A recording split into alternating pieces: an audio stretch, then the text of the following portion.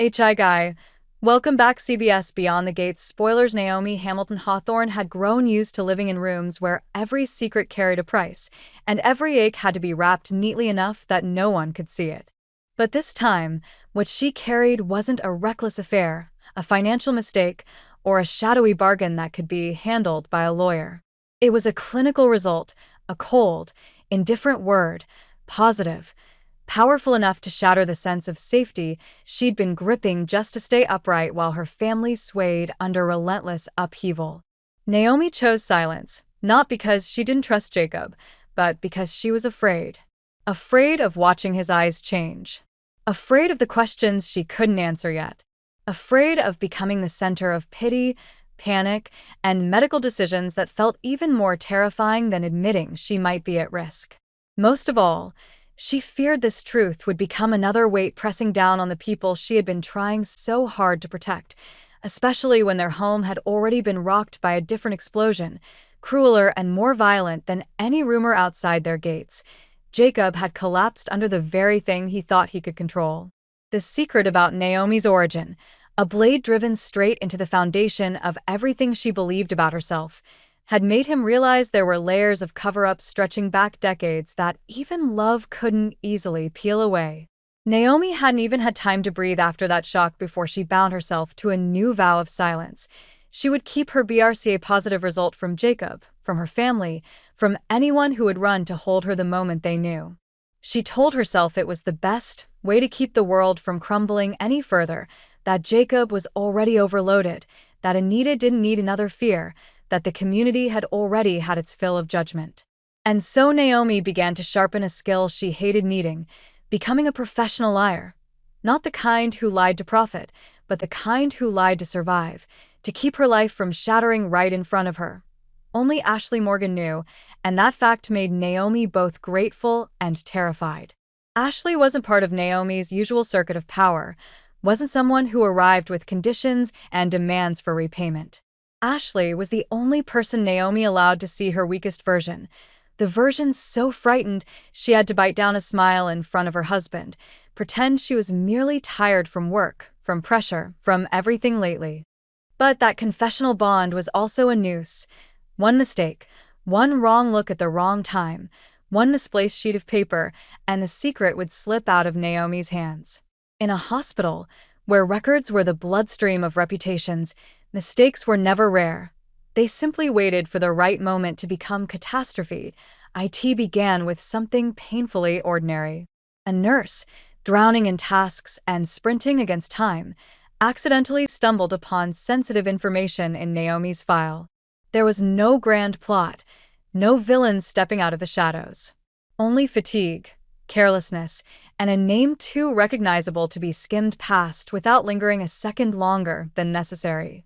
Naomi was Naomi, a name tied not just to a chart, but to status, to family, to stories people had whispered about inside those walls for years. And when a detail like a BRCA result appeared, it wasn't merely medical data.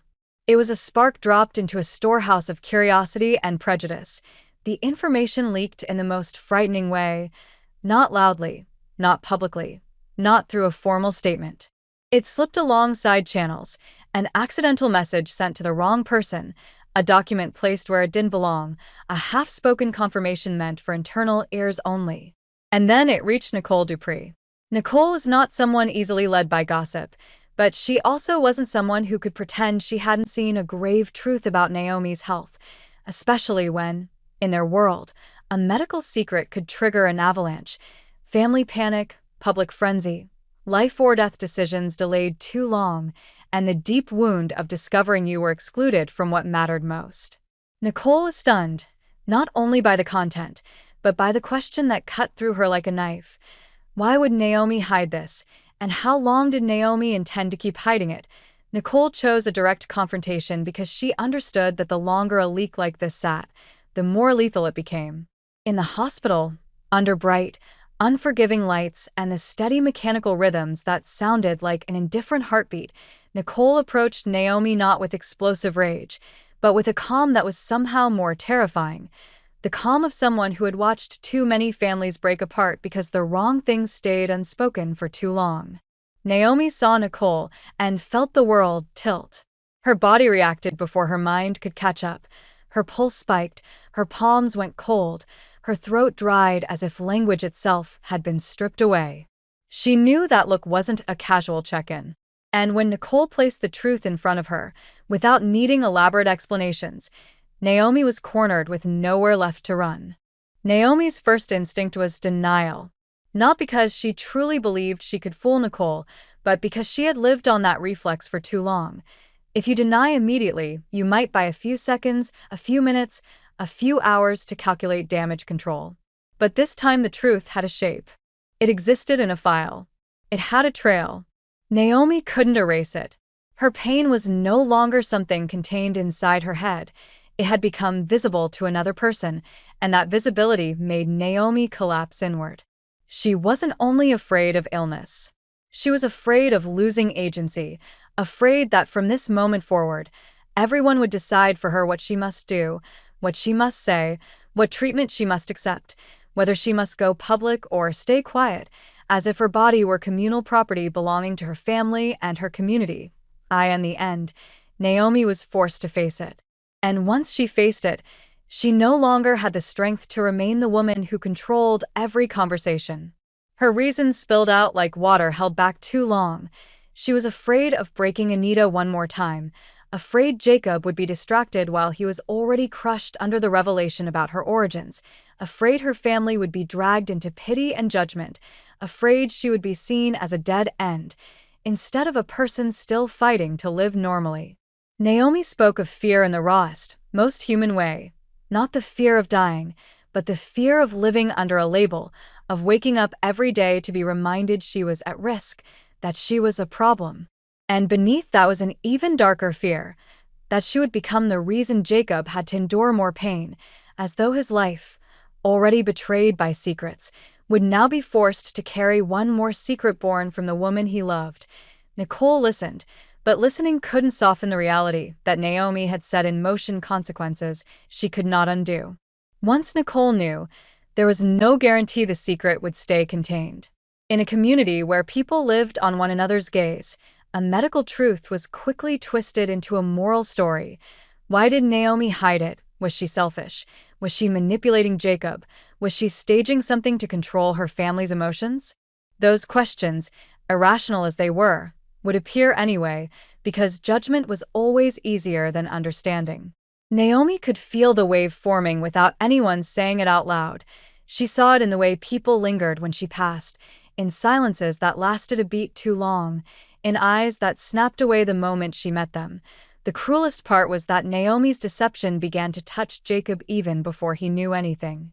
Because once Nicole knew, Jacob knowing became a matter of time. Naomi lived inside the waiting for the next explosion, until every word she spoke to Jacob tasted like guilt, and every gentle gesture he offered felt like a soft blade. She asked herself whether Jacob's heart was wide enough to walk beside her through this terror, but the truly terrifying question underneath was sharper. Would Jacob ever trust her again, after learning her life had already been built on a decades-old fertility clinic cover-up? Jacob had been knocked to the ground by the truth about Naomi's identity. If he discovered Naomi had deliberately constructed yet another wall of secrecy, would he call it protection or betrayal? Naomi stood at the choice she had always despised, a choice that was no longer hers alone. She could claim agency by telling Jacob herself before he heard it elsewhere, controlling the story instead of being destroyed by it. Or she could keep clinging to silence, stitching cracks together with the fragile hope that everything would simply quiet down. But Naomi knew in their world nothing ever quieted down.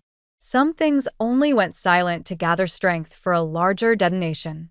And when she looked at her own face reflected in the hospital lights, both familiar and strangely distant, as if even she no longer knew who she was after so many secrets, Naomi understood. She was being pushed against the wall by the very strategy she had used to survive. The shock wasn't that Nicole knew. The real shock was Naomi's sudden understanding that the secret no longer belonged to her. And the moment she pictured Jacob, imagining him hearing the word BRCA from someone else while he still believed Naomi was trusting him, an icy fear slid down her spine. Because if Jacob learned the truth not from Naomi but from a leak, he would not only be forced to face the threat in his wife's body, he would also be forced to face the feeling of being shut out of his own marriage. Naomi, who had turned lying into survival, finally grasped the bitter truth. The more tightly you bury a secret, the more lethal it becomes when it falls out of your hands. And just as Naomi struggled to keep her composure in front of Nicole, her phone vibrated. One short alert. No explanation. Only a name she could not bear to see attached to this story right now. Jacob. In that instant, Naomi knew the storm hadn't truly begun. It had only just found its way inside their home. Ashley had always believed that being a nurse meant learning how to carry other people's fear without letting it stain your own face. It meant smoothing down panic into practical steps, translating pain into numbers and schedules, swallowing your reactions so that the patient could keep breathing. But nothing in her training had prepared her for the particular weight of Naomi's secret, the kind of secret that didn't stay inside a chart, that didn't end when a shift ended, that followed Ashley into the break room, into the parking lot, into her sleep. Naomi's BRCA result was not just a medical fact. In the world they lived in, it was a match held too close to a mansion built of dry paper. Naomi had trusted Ashley with it because Ashley felt safe, because Ashley did not belong to the same tangled web of money, legacy, and reputation. Ashley had promised herself she would be the quiet wall Naomi could lean on. She told herself she could handle it. She told herself that loyalty was simple. You keep your mouth shut, you keep your hands steady, you do your job. Then the simplest kind of mistake, the kind that happens in a single breath, proved how fragile simple really was. Leslie was the kind of intelligent that didn't need a spotlight. She didn't barge into rooms with accusations. She didn't demand answers the way most people did when their curiosity got hungry. She had the patience to let silence do the work for her, the instinct to recognize when someone was carrying a secret heavy enough to warp their posture. She caught the oddness in Ashley's tone, and in the way Ashley immediately corrected herself. Too quickly, too carefully, as if trying to pull the words back into her mouth. A less perceptive person would have shrugged it off as stress. Leslie didn't. She stored it like a pin on a board. She didn't react in the moment. That was the most dangerous part. She smiled, she nodded, she moved on. And Ashley, already tired, already overloaded, took that calm at face value, until she started to feel something shift around her in the days that followed. At first, Ashley thought she was imagining it. The hospital was full of eyes, full of movement, full of people who looked at you without truly seeing you. But then she noticed patterns, Leslie appearing in places she didn't need to be, asking questions that sounded innocent while aiming like blades. Leslie didn't ask, "What are you hiding?" She asked about schedules, about records, about procedures. She asked about how Ashley's week had been, and then she let a pause linger in a way that forced Ashley to fill it. She asked about Naomi, but not directly. She asked about patients like her, about cases that get complicated, about families who shouldn't find out the wrong way. Every question was a thread. Ashley began to feel the threads tightening. Ashley's fear wasn't only for Naomi. It was for herself too, and that frightened her in a different way because it brought guilt with it. She had taken an oath to protect privacy, to respect boundaries, to treat every file like a sealed world. Yet she was not naive enough to believe people like Leslie couldn't find ways to pressure, to twist, to force. Ashley could see the trap forming. If Leslie exposed Naomi's secret, Naomi's life would fracture, and Ashley would become the convenient culprit. Even if she had never meant to reveal anything, intention wouldn't matter. In a town where narratives were weaponized, the story would become simple and brutal. The nurse betrayed the patient. Ashley could already feel how quickly people would turn her into a symbol of incompetence, or worse, malice. She wanted to protect Naomi, but she also wanted to protect her own future, her license, her dignity. And it sickened her that those two instincts were now fighting inside her like rival currents. That internal war leaked into her behavior long before Leslie found anything concrete. Ashley started monitoring herself in a way that made her stiff and unnatural. She lowered her voice whenever Naomi's name was mentioned. She avoided certain hallways. She became overly careful with charts, double-checking what she had never needed to double-check before. She began to shut down conversations too quickly, making colleagues notice the very thing she wanted to hide. She told herself that caution was necessary, but caution, when it turns sharp enough, begins to look like guilt.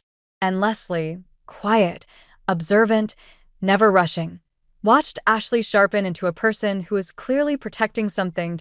Leslie's investigation did not need dramatic moves. It fed on small consistencies. She traced who Ashley spoke to when she went quiet, when her hands tightened around a folder. She noted the days Ashley looked like she hadn't slept. She listened for the way certain names changed the temperature in Ashley's face. And eventually, like someone piecing together a puzzle without ever admitting she's building one, Leslie began connecting Ashley to Naomi in a pattern that wasn't merely professional. Not an affair. Not friendship in the casual sense. Something deeper, loyalty. A shared burden. A secret. Ashley felt the pressure most sharply when Leslie's attention became unmistakable. It wasn't paranoia anymore when Ashley caught Leslie's gaze lingering on her, or when Leslie turned up in the vicinity of Naomi's appointments with a reason that sounded plausible but didn't feel real. Ashley began to dread the moment her phone buzzed, dread walking into work and seeing Leslie already there, composed, alert, as if she'd been waiting. The hospital, once a place where Ashley felt competent and needed, became a maze where every turn might lead to exposure. And because Ashley couldn't tell Naomi what was happening, couldn't burden her with yet another threat, Ashley carried it alone, which only made her more erratic, more isolated, more vulnerable. The worst part was that Ashley's attempts to cover her tracks were not clean. She didn't have the cold precision of someone trained to deceive for a living. She was a nurse, a caretaker. When she tried to manage information, it came out clumsy, an avoidance here, a sudden change in routine there, a file moved with hands that were a little too quick. Those small, strange choices became exactly what Leslie needed. A trail not of facts, but of behavior. And behavior, in the hands of someone like Leslie, could be shaped into evidence with terrifying ease. When Leslie finally found something concrete, it wasn't because Ashley did something monstrous. It was because secrets always leave residue.